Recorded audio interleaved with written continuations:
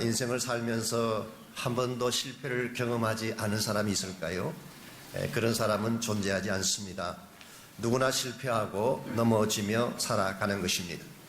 유명한 사람이라고 해서 성공만 하며 사는 것도 아닙니다. 아인슈타인도 주리히 공과대학에 낙방한 적이 있고 찰스 다윈도 에딘버러 대학에 떨어진 기록이 남아 있습니다. R.H. 메이시라고 하는 사람은 뉴욕에서 7번 사업에 실패한 뒤에 오늘 우리가 알고 있는 큰 백화점인 메이시라고 하는 백화점을 열 수 있었습니다. 홈런한 베이비 루스는 1330번의 스트라이크아웃을 당한 끝에 714번 홈런을 침으로써 홈런 왕에 등극한 적이 있습니다. 이런 의미에서 우리 인생에서 실패 그 자체는 특이할 사항이 아닙니다. 정말 중요한 것은 실패했을 때 이것을 어떻게 다루느냐가 더 중요한 것입니다. 우리가 아무리 실패하고 무너졌을지라도 이것을 바르게 다루기만 한다면 더 큰 열매를 향해 나아갈 수가 있기 때문입니다. 저희 사는 서부 지역에는 별로 알려지지 않았지만 미국 동부에 가면 유명한 식료품 마켓이 하나 있습니다. 스튜 레올라드라고 하는 낙농 제품을 다루는 그런 마켓입니다. 최상의 제품으로 고객을 만드시기로 유명한 그런 가게이고 2002년부터 10년 연속으로 폴춘지가 선정한 미국에서 가장 일하기 좋은 100대 기업에 선정될 정도로 아주 탁월한 그런 업체입니다. 그런데 이 마켓이 처음부터 이렇게 특별한 그런 마켓이 된 것은 아니라고 합니다. 이 마켓을 변화시켰던 계기가 되는 사건이 하나 일어났습니다. 1969년도 점포를 연 지 얼마 안 되었을 때에 창립자인 스튜 네올라드가 매장에 들어갔더니 웬 시골 할머니 한 분이 매장의 매니저와 다투고 있었습니다.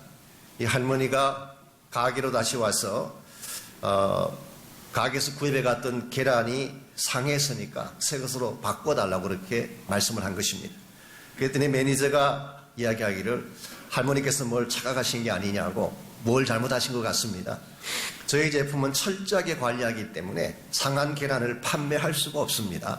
그래서 결국 새 계란으로 교환해주지 않게 되고 할머니는 크게 실망한 나머지 다음과 같은 말을 남기고 그 가게를 나갔습니다.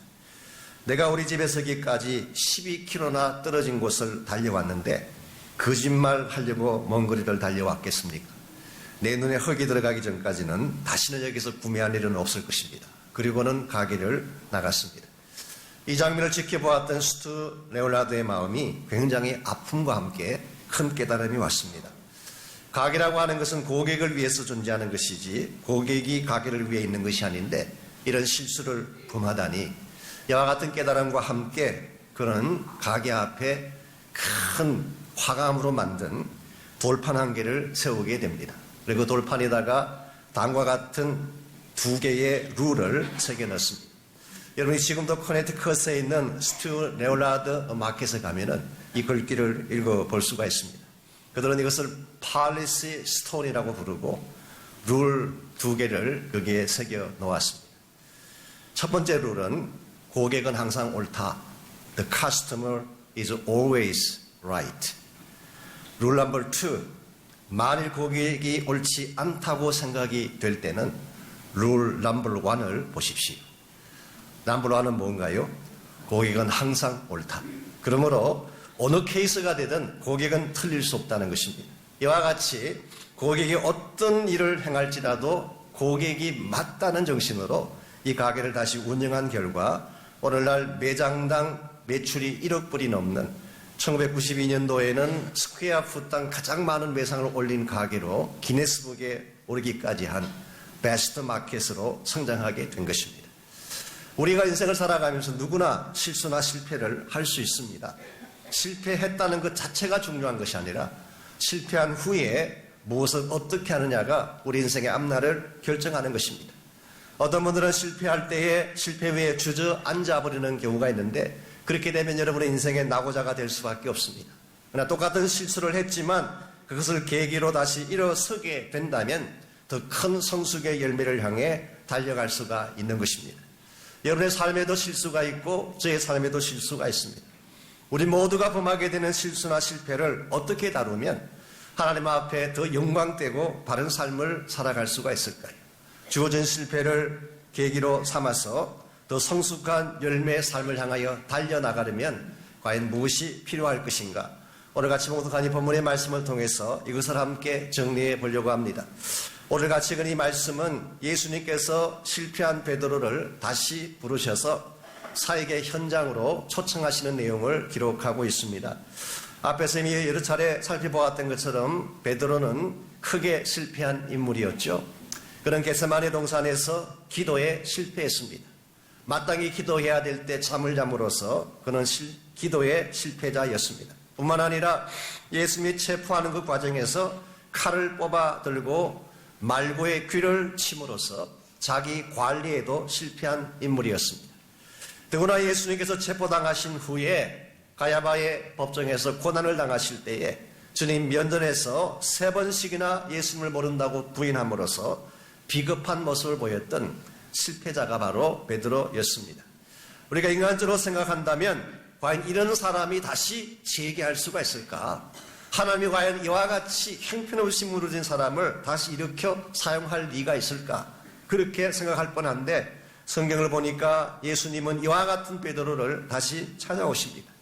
그리고 베드로에게 친히 아침 조반을 만들어서 먹게 한 후에 지난주에 나누었던 것처럼 베드로의 입술을 통하여 직접 사랑을 고백하게 하신 후 그리고 오늘 말씀 18절 19절에서 다음과 같이 말씀을 해주십니다. 내가 진실로 진실로 내게 이르노니 내가 젊어서는 스스로 띠띠고 원하는 곳으로 다녔거니와 늙어서는 내 팔을 벌리리니 남이 내게 띠띠우고 원하지 아니하는 곳으로 데려가리라. 이 말씀을 하시면 베드로가 어떠한 죽음으로 하나님께 영광을 돌릴 것을 가리키심이라. 이 말씀을 하시고 베드로에게 이르시되 나를 따르라. 우리는 이 말씀 가운데서 두 가지 측면에서 베드로에게 큰 격려가 된 사실을 발견하게 됩니다. 첫 번째는 베드로에게 다시 기회가 주어졌다는 면에서 큰 위로가 됐습니다. 아마도 베드로는 그날 밤 실패한 후에 그것으로 모든 것이 끝난 줄 알았는데 주님은 아직도 베드로를 사용하기를 원하셨다는 사실. 세상 인심이라고 하는 것은 망가지면 버리는 것입니다. 그런데 하나님은 다릅니다. 망가졌을지라도 고쳐서 다시 쓰시는 것이 하나님의 은혜입니다. 예레미야 18장에 보게 되면 토기장이가 진흙으로 그릇을 만들다가 그릇이 부서졌어요. 파상되었다고 했습니다. 그러면 당연히 그것을 버리고 새로 만들어야 되는데 성경은 그렇게 기록하고 있지 않습니다. 깨어지고 부서진 그릇을 다시 빚어서 새로운 그릇으로 만들었다. 이것이 그 당시 정말 타락할 때도 타락한 버려야 마땅한 이스라엘 백성을 향하신 하나님의 계획을 잘 보여주시는 그와 같은 말씀이었죠. 오늘날도 여러분과 저의 삶 가운데에 망가졌다고 하나님은 버리시는 것이 아니라 다시 고치셔서 쓰시는 은혜가 있습니다. 두 번째로 이 말씀이 베드로에게 격려가 된 이유는 주님이 더 높은 차원으로 그를 부르고 계시기 때문입니다. 예수님께서 베드로에게 나를 따르라, follow me 라고 말씀하셨어요. 근데 이 말씀은 처음 베드로를 부르고 제자들을 부를 때도 하셨던 말씀입니다. 마태복음 4장이나 마가복음 1장이나 누가복음 5장에 보시면은 예수님께서 베드로를 처음 만났을 때 follow me, 나를 따르라 그렇게 말씀하셨어요. 그런데 첫 번째 주님이 베드로를 부르셨을 때는 베드로가 솔직히 멋 모른 채 따라 나섰습니다. 아직은 철없고 미숙한 가운데 주님이 하시는 모든 일을 다 알지도 못한 채에 예수님을 따라 나섰지만 이제 베드로는 많이 바뀌었어요. 특별히 큰 실패를 경험하고 난 후에 베드로에게는 많은 변화가 일어났습니다. 얼마나 자신이 연약한지를 비로소 알게 되고 얼마나 허무한 존재인지를 깨닫게 되고 우리가 흔히 부르는 찬양처럼 은혜 아니면 나 서지 못하네, 이러한 고백으로 주님 앞에 다시 선 것입니다. 쉽게 말해서 철이 들었어요.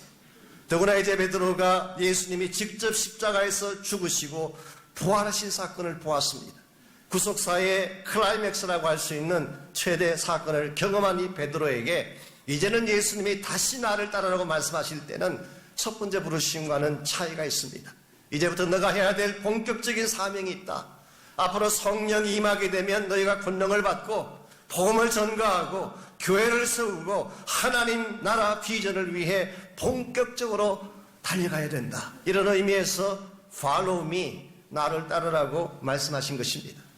첫 번째, 주님께서 나를 따르라고 초청하신 것이 제자도를 향한 부름이라고 말한다면 call to the discipleship. 두 번째, 오늘 본문에서 말씀하시는 예수님의 부르심은 call to the ministry, 사역을 위한 부르심이라고 표현할 수가 있습니다. 오늘 이 말씀을 계기로 이제 본격적으로 베드로가 하나님 나라 사역을 위해 달려가는 인생이 된 것입니다. 여러분과 저를 향하신 주님의 부르심도 동일하다고 저는 생각합니다. 우리 모두도 베드로 못지않게 실패하고 잘못을 범하지만 실패했다고 인생 끝난 것이 아니고 망가졌다고 하나님이 버리시는 것이 아니라 하나님은 아직도 여러분과 저를 부르셔서 두 번째 기회를 주고 계십니다. 아니, 우리가 실패했던 이 실패를 계기로 더 큰 부르심을 예비하시고 더 큰 성숙의 열매를 향하여 나아갈 수 있도록 여러분과 저를 초청하고 계십니다. 저는 이것을 은혜라고 부르고 싶습니다. 여러분과 저를 은혜로 부르시는 이 하나님 앞에 이제는 어떤 자세로 달려가야 할까요? 우리가 하나님의 은혜로 다시 하나님의 본격적인 사명을 위해 부름받게 되었다면 옛날처럼 다시 실패를 반복하고 다시 하나님의 기대를 저버리는 그러한 삶을 살아서는 안 될 것입니다. 이제는 무엇인가 달라진 차원에서 하나님께서 우리에게 증명 원하시고 계시는 바른 열매를 향하여 또 바른 부르심을 향해서 달려나아가야지 하나님이 기뻐하시는 건강한 삶을 이룰 수가 있습니다. 우리가 어떻게 할 때에 하나님께 다시 새로운 모습으로 쓰임받는 인생으로 나아갈 수가 있을까요? 오늘 본문의 베드로의 케이스를 통해서 하나님께 다시 쓰임받으려면 꼭 필요한 세 가지 원리를 함께 나누려고 합니다. 제일 첫 번째로 우리가 하나님께 제대로 바르게 다시 쓰임받으려면 삶의 방식을 바꿔야 합니다. 옛날 살던 방식 그대로 반복해서는 하나님께 쓰임받을 수가 없습니다. 18절 말씀 제가 다시 읽습니다. 내가 진실로 진실로 내게 이르노니 내가 젊어서는 띠띠고 원하는 곳으로 다녔거니와 늙어서는 내 팔을 벌리리니 남이 내게 띠띠우고 원하지 아니하는 곳으로 데려가리라. 여기서 젊었을 때의 베드로가 살았던 방식과 나이가 들었을 때 베드로가 살게 될 방식이 다른 것을 오늘 본문에서 소개하고 있습니다. 젊어서는 스스로 띠띠고 원하는 곳으로 다녔다. 여기서 띠를 띈다고 하는 것은 고대 사회에서 옷 입는 방식을 묘사한 것입니다. 옷을 입고 허리에 띠를 띠므로써 외출 준비를 하는 것입니다. 그래서 NIV 번역에서는 dressed, 옷을 입었다 그렇게 표현하기도 했고 킹제임스 버전은 girded, 허리띠를 둘렀다 그렇게 표현하기도 했습니다. 젊었을 때는 입고 싶은 대로 입어도 괜찮아요. 뭐 어떤 바지를 입든 노랑머리로 물을 들리든 it doesn't matter. 젊었을 때는 어디를 가도 마음껏 갈 수가 있어요. 젊으니까 아직은 모든 걸 다 알지 못하니까 가고 싶은 건 마음대로 갈 수 있고 입고 싶은 옷 마음대로 입을 수 있지만 늙어서는 그렇게 해서 안 된다는 것입니다. 오늘 본문의 말씀에 의하면은 다른 사람이 내게 띠띠우고 원치 아니하는 곳으로 데려가게 되리라. 예수님께서는 베드로의 삶이 장차 바뀌어지게 될 것을 예고하시는 장면입니다. 쉽게 표현하면 이제 더 이상 내 마음대로 살 수 없어. 내가 원치 않더라도 그것이 주님의 뜻을 위한 길이라면 스스로 포기할 줄도 알아야 되고 양보할 줄도 알아야 되고 스스로 자유를 가지고 있지만 묶일 줄도 알아야 돼. 예수님께서는 베드로의 라이프 스타일이 이제는 바뀌어야 될 사실을 설명하고 있습니다. 실제로 우리가 사도행전서를 읽어보게 되면 베드로가 이 일 이후에 정말 자기 뜻대로 자기 성격대로 마음대로 살았던 베드로가 아니라 하나님의 뜻을 이루기 위해 살아간 사실을 발견해 볼 수가 있습니다. 베드로는 오순절날 예수 그리스도의 복음을 선포합니다. 이 말씀을 선포하게 되면 체포당할 수도 있고 불이익을 당할 수 있음을 알고도 그는 담대하게 말씀을 선포했어요. 즉 하나님의 뜻을 위해서 자신을 제어한 것입니다. 또한 이방인인 고넬료의 집을 방문할 때도 그는 즉흥적으로 가지 않았습니다. 욥바의 지붕 위에서 기도하던 중에 환상을 보고 성령의 음성을 들은 후에 비로소 움직이기 시작했어요. 옛날 같았으면 일단 일부터 먼저 저질렀을 베드로가 일단 저지른 후에 돌아볼 베드로인데 이제 베드로는 그렇게 하지 않습니다. 성령의 이끄심을 따라 움직인 것입니다. 여기서 한 가지 흥미로운 사실은 예수님께서 늙어서는 이라고 하신 이 말씀이 베드로 개인에게 큰 위로가 되었습니다.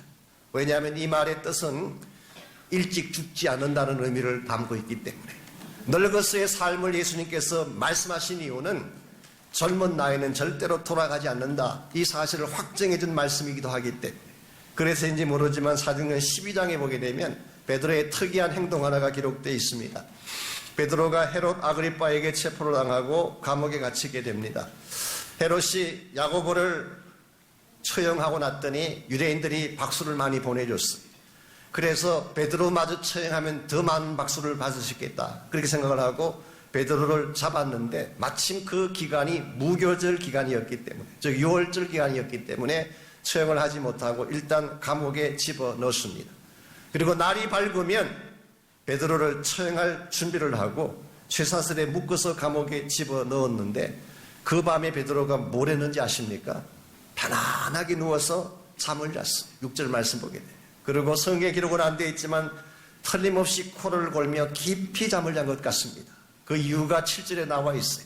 천사가 와서 옆구리를 쳐서 깨울 정도였으니까 얼마나 깊이 잠을 잤겠어요. 여러분 이게 상상이 되십니까? 날이 밝으면 이제는 목베임을 당하고 피 흘리며 죽임을 당하게 될 사형수가 바로 그 전날 밤에 편안하게 잠을 잘 수 있었던 이유, 그 이유는 한 가지밖에 설명 방법이 없습니다. 오늘 본문의 말씀을 믿은 것입니다. 예수님께서 늙어서 너는 이런 일을 당한다. 그러므로 젊었을 때는 절대 죽지 않는다는 확신이 있었기 때문에 이걸 보게 되면 베드로는 이제 환경에 이끌려 다니지 않습니다. 사람들의 여론에 이끌려 다니지 않고 주님 말씀에 묶여 사는 자가 된 것을 볼 수가 있습니다. 우리가 하나님께 바르게 쓰임 받으려면 우리 삶의 방식이 바뀌어야 하는 것입니다. 옛날처럼 하고 싶은 말 마음대로 하고 가고 싶은 데 마음대로 가고 먹고 싶은 건 마음대로 먹으면서 예수의 사람 될 수 없습니다. 내가 사랑했던 것 끊을 수 있어야 돼요. 내가 가던 길 멈출 수 있어야 돼요. 내가 하고 싶은 말이 있지만 내 마음대로 말하지 아니하고 절제할 수 있어야 돼요. 그리고 내 삶을 나의 기분에 맡기는 것이 아니라 하나님 말씀과 성령에 맡겨서 말씀의 띠를 묶고 성령의 띠를 묶어서 사는 자가 되어질 때에 우리가 하나님의 영광을 위해 쓰임받을 수가 있고 하나님 뜻을 위해 바른 인생으로 사용될 수가 있는 것입니다. 우리 현대 그리스도인들의 문제 중에 하나가 크리스찬과 난 크리스찬 삶에 구별이 없다는 데 문제가 있습니다. 여러분이 세상 속에 살아갈 때에 여러분이 예수 믿는 사람으로서 세상과는 구별된다고 말할 수 있는 것이 뭐가 있을까요? 오늘 많은 분들이 그걸 구별을 잘 못합니다. 너무나 비슷하기 때문에 라이프 스타일이 너무 같기 때문에 어떤 의미에서는 도덕적이거나 정직성에 있어서 난 크리스찬보다 더 못할 때도 많이 있어요. 오래전이긴 합니다만 한국의 김인수 교수님이라고 우리 고려대 경영학과 교수님이시죠. 이분이 굉장히 훌륭하신 크리스찬이신데요. 한국에 있는 기업의 직원들을 대상으로 설문조사를 했습니다. 직장에서 근무를 하는 태도에 영향을 끼치는 것이 무엇인가 여기에 대한 설문조사를 했는데 뭐 연령도 나오고 성별도 나오고 또 학벌도 나오고 뭐 여러 가지 많은 요소들이 나왔는데 신앙이 근무 태도에 미치는 영향이 하나도 없다는 사실이 밝혀졌어요. 즉 교회 나가는 사람이라고 해서 특별한 그 자세의 변화가 전혀 없다는 사실. 그래서 한 가지를 더 물었다고 합니다. 당신들이 생각하는 기독교인의 특징이 뭔가? 직장 생활하면서 너희들이 보았던 크리스찬들의 특징이 뭔가 물었더니 가장 많이 나온 대답이 얌체라는 단어가 나옵니다. 말은 얼마나 잘하는지, 말은 반듯하게 하고 가장 잘난 사람처럼 말을 하는데 실제로 희생해야 될 때 희생하지 않아요. 책임져야 될 때 책임지지 않고 요리 빠지고 조리 빠지는. 여러분과 제가 이것을 넘어서지 아니하면 절대로 복음을 전할 수가 없어요. 세상과는 뭔가 다른 것이 있어야지 그들에게 줄 것이 있는데 그들과 같다면 아니 그들보다 더 못하다면 우리가 뭘 가지고 복음을 나타낼 수가 있겠어요. 이런 면에서 우리가 정말 하나님의 나라를 위해서 바르게 부름받고 바르게 쓰임받기를 정말 원한다면 우리 삶의 방식이 바뀌어져야 합니다. 두 번째로 우리가 주님께 바르게 쓰임 받으려면 주님께서 가신 길을 선택해야 됩니다. 주님께서 가신 길. 우리는 예수님을 따른다고 말은 잘하면서도 막상 선택하는 길을 보면 세상 길, 넓은 길을 택할 때가 참으로 많습니다. 이와 같은 세상 길을 선택하는 과정을 통해서는 하나님의 사람으로 쓰임받을 수가 없습니다. 19절 말씀 보십시오. 베드로가 궁극적으로 어떤 길을 갈 것을 주님께서 말씀하시는지, 이 말씀을 하시면 베드로가 어떠한 죽음으로 하나님께 영광을 돌릴 것을 가리키심이로라. 이 말씀을 하시고 베드로에게 이르시되 나를 따르라 하시니, 여기서 예수님께서는 베드로가 정말 예수님을 따르게 된다면 반드시 겪어야 될 한 가지 사실, 죽음으로 하나님께 영광을 돌릴 일이 온다. 여기서는 바로 베드로의 마지막이 십자가 처형으로 끝날 것을 예고한 말씀이라고 할 수가 있습니다. 성경의 기록은 아닙니다만은 우리 기독교 전승에 의하면은, 사실 기독교 전승이라고 하는 것이 우리가 흔히 말하는 신약 외경을 말합니다. 베드로 행전 같은 이런 외경을 보게 되면 베드로에 대한 여러 가지 많은 재미있는 일화들이 기록이 되어 있습니다. 베드로가 말년에 로마로 가서 사역을 합니다. 그 당시 로마 안에 있는 많은 그리스도인들이 핍박을 받고 카타콤이라고 하는 지하교에 숨어 들어가 삶을 살았기 때문에 그들을 섬기는 사역을 하기 위해서 로마로 갔습니다. 그랬는데 로마 황제 네로가 극심하게 크리스찬들을 박해하는 것을 보면서 로마를 떠나서 다른 곳으로 옮겨가려고 했습니다. 그래서 베드로가 로마의 언덕을 넘어갈 때에 로마를 향해 걸어오시는 예수님을 만나게 됩니다. 그때 베드로가 던졌던 유명한 질문이 있죠. 아마 여러분들이 잘 아시는 라틴 말로 된 질문을 했습니다. 코아바디스라고 하는, 주여 어디로 가십니까? 코아바디스. 그때 예수님께서 답변하시기를 너가 지지 않고 버리고 떠난 그 십자가를 내가 지기 위해서 가노라. 이 말 끝에 베드로가 회개하고 다시 베드로 가서 십자가를 졌습니다. 그러나 주님과 똑같이 십자가에 달리는 것이 황송하다고 해서 그는 거꾸로 매어 달려서 죽었다고 하는 기독교 전승이 남아 있습니다. 물론 그것이 팩트인지 아닌지는 정확히 알 수 없지만, 그러나 최소한 베드로는 마지막에 하나님의 영광을 위해 처형당한 것은 확실합니다. 우리 모두가 베드로처럼 순교할 수는 없겠죠. 그러나 최소한 베드로가 선택했던 주님의 길은 따를 수 있어야 됩니다. 예수님께서 우리에게 제시하신 십자가의 길은 낮은 길입니다. 자기를 버리는 길이에요. 그러나 동시에 참된 진리와 사랑을 이룩하기 위한 길. 그러므로 힘들긴 하지만, 어렵긴 하지만 이 길을 선택해야지 하나님께 영광이 되는 것입니다. 우리가 늘 암송하는 제자훈련의 키 벌스가 누가복음 9장 23절 아닙니까? 정말 예수님을 따르는 참 제자가 되려면 자기를 부인하고 날마다 자기 십자가를 지고 그리고 주님을 따르라고 말씀하셨어요. 우리가 예수의 제자라는 명칭을 얻기를 원한다면 자기를 부인하고 십자가를 지는 삶을 선택해야 됩니다. 그럼에도 불구하고 오늘날 얼마나 많은 그리스도인들이 높아지기 위한 길을 택하고 있습니다. 나를 드러내기 위한 길, 나의 야망을 성취하기 위한 길에 우리 인생의 모든 것을 걸지 낮아지고 포기하고, 그래서 하나님이 기뻐하실 열매를 이룩하기 위한 길을 우리는 잘 택하지 않는 현실을 보게 됩니다. 21세기 최고의 영성학자라고 알려진 헨리 나윈이라는 분이 있죠. 이분은 사실 캐톨릭 신부님이십니다. 그래서 어떤 분들은 좀 레저베이션을 가지고 이분을 평가하기도 하지만, 저는 개인적으로 그분의 그 신학적 배경은 조금 다를지 모르지만 그분이 우리에게 보여주셨던 삶의 모습은 감히 우리가 따라가지 못할 참 십자가의 삶을 우리에게 손수 보여주셨어요.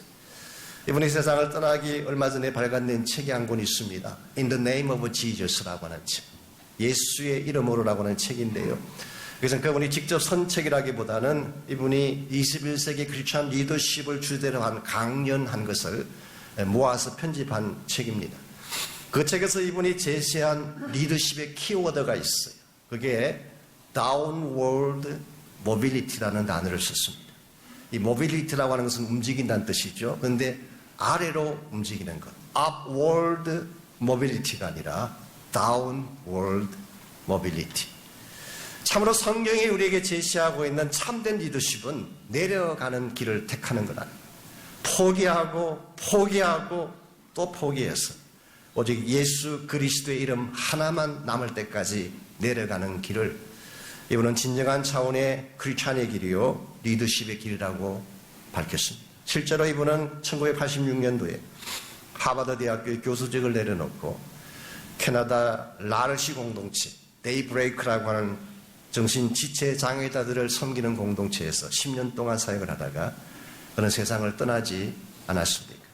오늘 이 시대에 자기를 높이기를 원하는 사람들은 참으로 많지만 예수 그리스도의 십자가에 관해서 찬양하고 노래를 하는 사람들은 많이 발견할 수가 있지만 actually 주님의 길을 선택하는 사람은 발견하기가 쉽지 않은 시대를 살고 있습니다. 오늘 여러분과 제가 참으로 힘은 들지만 그래도 주님 앞에 바르게 쓰임받기를 원한다면 세상이 설명하고 있는 넓은 길, 높은 길이 아니라 낮은 길, 포기하는 길, 그러나 주의 영광을 위한 길을 우리 모두가 택할 수 있어야 합니다. 이와 같이 우리가 다시 기회가 주어져서 하나님 위해 살게 된다면 첫 번째로 우리가 해야 될 것이 과거적 생활 방식을 버리는 것입니다. 내 마음대로 사는 것이 아니라 말씀과 성령에 매여 사는 삶. 두 번째는 지금 소개해드린 것처럼 높은 세상의 길이 아니라 예수님께서 보여주신 십자가의 길을 택하는 것입니다.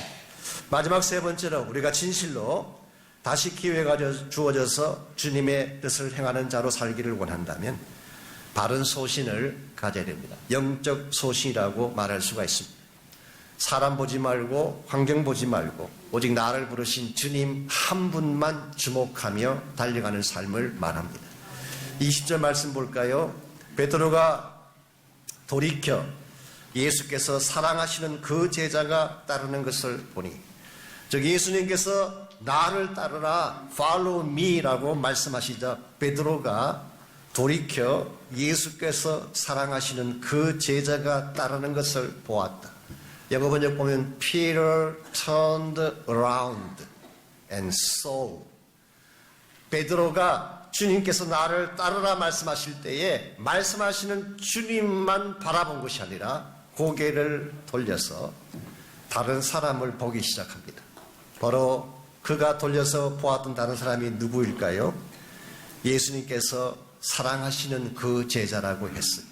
그리고 조금 더 설명하기를 예수의 품에 의지하여 주님 파는 자가 누구냐고 질문했던 그 사람이라고 말합니다. 이분이 누구일까요? 오늘 성경을 기록한 사도 요한이었습니다. 사도 요한은 지금까지 베드로의 입장에서 본다면 일종의 경쟁자라고 할 수가 있습니다. 왜냐하면 예수님이 가장 사랑하시고 최측근에 두었던 세 제자 중에 한 명이었기 때문에 베드로와 요한과 야고보, 요한과 야고보는 사실 형제간이었습니다. 예수님께서는 베드로에게 수제자됨을 허락하자 바로 야고보와 요한의 어머니가 직접 예수님께 찾아와서 하나들은 우편에 하나들은 좌편에 세워달라고 요청했던 바로 그 가문이에요. 그러니 평소에도 얼마나 많은 프레셔를 베드로가 느꼈겠고 얼마나 많은 부담감을 가졌겠습니까? 그랬는데 이제 주님을 따르는 그 과정에서 예수님이 베드로를 부르셨는데 보니까 요한이 같이 따라 나선 것입니다. 그래서 베드로가 도대체 저 사람은 어떻게 될 것입니까? 21절 이에 베드로가 그를 보고 예수께 여짜오되 주님 이 사람은 어떻게 되게 삼나이까? 예수님께서 22절에서 답변하십니다. 예수께서 이르시되 내가 올 때까지 그를 머물게 하고자 할지라도 내게 무슨 상관이냐? 너는 나를 따르라 하시더라. 지금 베드로의 시선은 주님을 떠나서 주변 사람 중에 하나인 요한을 향하고 있습니다. 그리고 요한과 자신을 비교하고 있습니다. 그리고 maybe 베드로의 마음 중심에는 요한에 대한 열등의식을 가졌는지도 모르겠어요. 사도 요한은 굉장히 좋은 집안 출신 같습니다. 그 어머니가 예수님의 어머니와 형제간이었잖아요. 그러니까 예수님의 친인척이라고 할 수가 있습니다. 그리고 maybe 예루살렘에 집도 있고 좀 부유한 그런 사람이었던 것 같습니다. 예루살렘에 있는 지도층과 연계가 있는 것을 볼 때에 지적인 수준이나 가문적인 수준도 조금 높았던 것 같습니다. 그런데 베드로는 어때요? 무식합니다. 터프합니다. 그가 가진 재산이라고 해봐야 고기 잡던 배하고 그물밖에 없는데 그것마저 다 버리고 주님 따랐잖아요. 성경 어디를 살펴보아도 베드로의 모친에 대한 언급은 없습니다. 오히려 장모님에 대한 언급은 딱 한 번 나오지만 그의 가문에 대한 특별한 언급이 없는 것을 보아서 베드로가 그렇게 좋은 가문 출신은 아닌 것 같습니다. 그러다 보니까 이 베드로의 마음속에 요한이 항상 걸린 거예요. 특별히 사도 요한은 늘 주님 품에 안겨 있으면서 주님의 사랑을 많이 받았던, 그래서 별명이 Beloved Disciple, 예수의 사랑을 받는 제자였잖아요. 이와 같은 요한을 바라보며 주님, 저 사람은 어떻게 될 것입니까? 예수님께서 답변하시기를 그건 너의 문제가 아니야. It's not your business. You just follow me. 이걸 쉽게 표현하면 이런 뜻입니다. 너는 베드로이지 너가 요한이 될 필요가 없다. 내가 부른 것은 베드로이지 요한은 요한의 문제이다. 너는 나를 따르면 돼. 오늘 하나님 여러분과 저를 부르시는 방식도 마찬가지입니다. 하나님 여러분과 저를 유니크하게 만드셨고 우리를 사용하시는 방법도 유니크합니다. 비교할 이유가 없어요. 옆에는 형제나 자매가 아무리 다른 일을 많이 하더라도 그 사람과 비교할 필요가 없어요. 하나님은 나를 부르신 거예요. 나를 사랑하시고 나를 독특하게 하나님께서는 다루셔서 하나님의 목적을 위해 사용해 주시는 것입니다. 그러므로 우리 그리스도인의 마음속에 자신에 대한 열등의식을 갖는 것은 하나님에 대한 죄입니다. 왜 그런지 아세요? 하나님께서 나를 만드셨는데 하나님은 나를 마스터피스로 걸작품으로 만드셨다고 말씀하시는데 여러분이 불필요한 비교를 통하여서 여러분 자신을 열등하게 여긴다면 여러분을 창조하신 하나님이 섭섭하게 생각하실 거예요. 그러므로 오히려 나의 모습 그대로 나답게 잘났건 못났건 나를 부르신 모습 그대로 주님을 따르는 것이 바른 사역자의 자세라고 할 수가 있습니다. 저는 사실 어렸을 때에 많은 열등의식을 느낄 게 많았지만 이 덧니 때문에 앞에 제가 이 뻐덕니가 있거든요. 그래서 제가 초등학교 다닐 때도 항상 친구들이 놀렸어요.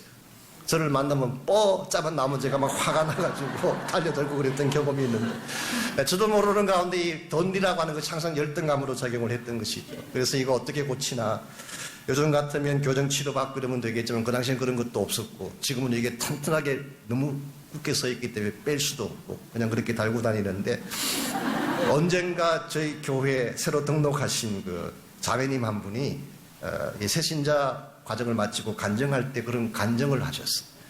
저에게 오셔가지고 등록을 하려다가 망설였대요. 저를 보고.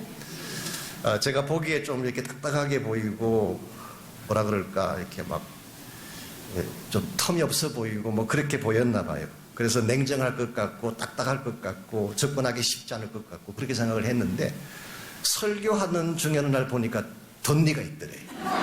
그것 때문에 등록하셨대요. 야, 이 덧니를 보니까 저분에게도 텀이 있구나, 인간적인 면모가 있구나, 다가갈 수가 있겠구나. 그때 제가 깨달은 중요한 진리가 있습니다. 우리의 약점마저도 하나님 도구로 수입받을 수가 있거든요. 여러분의 삶 가운데도 장점도 있지만 약점도 있어요. 많은 분들이 약점은 숨기기를 원하고 장점만 자랑하기를 원하지만 실제로는 약점이 하나님 나라의 도구로 쓰임받을 때가 훨씬 더 많습니다. 그러므로 나의 나됨에 대해서 감사하시기 바랍니다. 사람들과 비교하지 마세요. A는 A고 B는 B지 나는 나예요. 베드로는 베드로이지 요한일 수가 없습니다. 베드로가 요한 척할 필요도 없고 사도 요한이 베드로처럼 탑한 척할 필요가 없습니다. 하나님은 베드로를 부르셨기 때문에 너는 나를 따르라. 그러므로 오늘 여러분과 제가 사람들이 나를 어떻게 평가하든 환경이 어떻게 변하든 나를 부르신 내 인생의 주인 되시는 예수 그리스도에게 초점 맞추고 그분만 따르는 자가 될 때 여러분 하나님의 영광을 위해 쓰임받을 수가 있고 주의 뜻을 위해서 건강하게 쓰임받는 인생이 될 수가 있습니다. 사랑하는 성도 여러분, 우리 가운데 완벽한 사람 아무도 없습니다. 육체적인 연약함도 연약함이지만 우리의 인격과 우리 삶의 현실을 볼 때에 우리 가운데 완벽하다고 말할 수 있는 자가 세상에 어디 있겠어요? 우리 모두는 실패한 흔적이 있고 우리 모두의 삶 가운데는 고통과 아픔을 겪었던 힘든 시간들이 다 있습니다. 그러나 이와 같은 실패가, 이와 같은 연약함이, 이와 같은 아픔이 우리를 낙심시키고 다운시키는 것이 아니라 오히려 이것 때문에 우리가 더 담대한 믿음으로 일어서서 주의 영광을 위해 달려가게 된다면 여러분은 더 값지게, 더 아름답게 하나님 앞에 쓰임받을 수가 있습니다. 이런 면에서 여러분 한 분 한 분이 주님께서 나를 사랑하셔서 부른다는 사실 앞에 감사하시고, 주님께서 이 마지막 시대에 나를 부르셔서 행하실 일이 있어서 오늘도 나를 초청하신다면 주님, 나 같은 존재를 기억하시고 불러주신 것 감사합니다. 나의 남은 생에 연약하고 부족하긴 하지만 이제는 내가 옛 생활 방식을 버리고 주님 걸어가신 십자가의 길을 내가 따르기를 원합니다. 주님, 나를 도와주십시오. 그리고 나를 나되게 하신 하나님께 감사하고 나답게 주님을 섬기는 이와 같은 나의 삶이 있도록 주님 앞에 결단하며 헌신하며 나가는 시간이 있기를 바랍니다.